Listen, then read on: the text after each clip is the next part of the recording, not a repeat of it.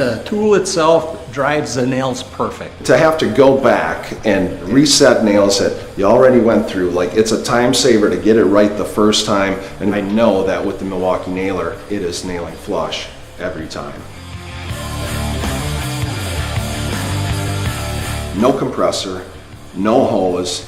It's fantastic to just grab your nailer and go to work.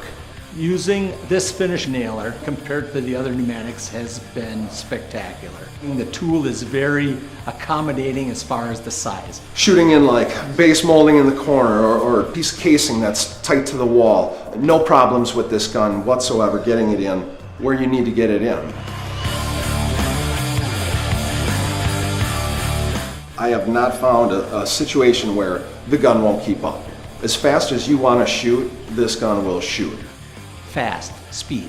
Speed is important, so without having any additional ramp up time, you can again just one nail right after the next.